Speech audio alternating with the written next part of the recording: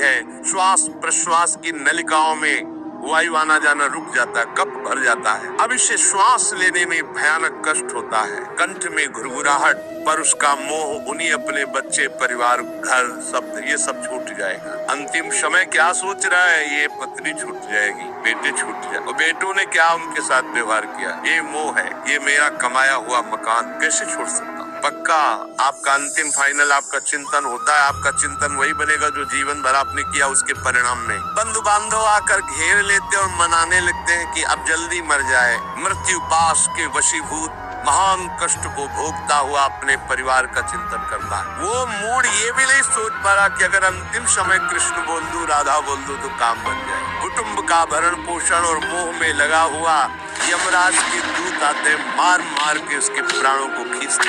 वो तो मार वही जानता है जिसमें पड़ती है, तो सोचता कौन है, विवेक है नहीं, इसलिए सोच काम नहीं करती। भयंकर रोष युक्त नेत्र वाले जिनके देखने से पेशाब होते हैं, कभी तो आप देखो मरने वाले का सौ तो लग सकता सब छूट जाता है। देखने मात्र से इतने भयानक है, वो देख कर भय के कारण मलमूत्र त्याग कर देता है। इतना भयावह स्वरूप होता है उनकी घुड़क और उनकी मार की टट्टी पेशाब सब छोड़ देता है।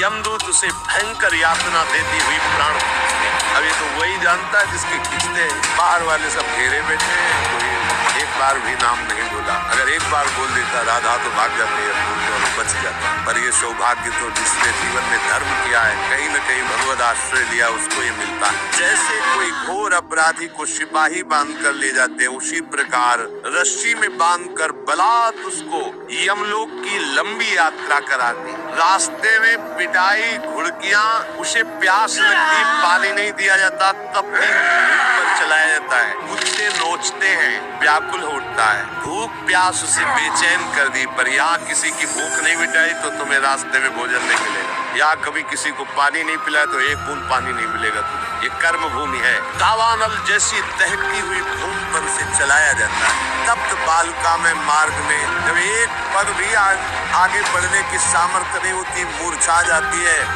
मार मार के उसे चेतना में लाते हैं हम लोग। फिर कैसे महान दुख में अंधेरे मार्ग से अत्यंत दूर यमदूत उसे यमपुरी को ले जाता है। 99,000 योजन का मृत्यु लोक से यमलोक का मार्ग है।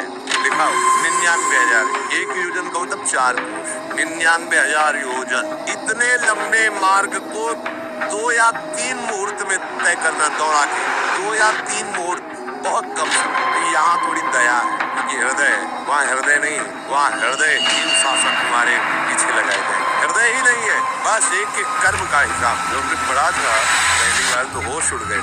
जो यहाँ दूसरे का मांस खाते ना, कोलू में पेरे जाते, कोलू जैसे गन्ना नहीं पेरा जाता, लगा दिया कोलू में पेरे जाता। मरना है नहीं, सुख कितना कर, फिर इसके बाद समसी से मांस नोच कर उसे खवाया जाए, होश में हो जाओ। फिर वहाँ पहले से तय वहाँ इतना समय थोड़ी भीड़ लगी है, उसको धड़कती हुई लकड़ियों में जलाया जाता है। कई दूसरों के द्वारा काट कर उसका ही मांस खिलाया जाता है। यमपुरी के कुत्तों के भयानक दांत होते हैं, जिनका अब मरना है, भयानक गिद्धों के द्वारा आते खींची जाती है। यहाँ सांप बिच्छू डांस जिसको मारा है, वहाँ भयंकर रूप रखकर उसका खून पीते हैं। ये सांप है बहुत होश में। यहाँ तुम किसी के शरीर को काट लो तो मर जाएगा, वहाँ ऐसा नहीं होता, वहाँ बार बार काटा जाएगा, मरोगे नहीं। पीड़ा वैसे ही होगी। बड़े भयानक कष्टों को भोगता है, नरकों को भोगता है। जो पुण्य आत्मा लोग होते हैं वो स्वर्ग आदि में जाकर पुण्य भोगते हैं, लेकिन दोनों को फिर गिरना होता है, क्योंकि वो भगवान का भजन नहीं किए, इसलिए पुण्य भोग कर मृत्यु लोग आते हैं, वो पाप भोग कर नरक से मृत्यु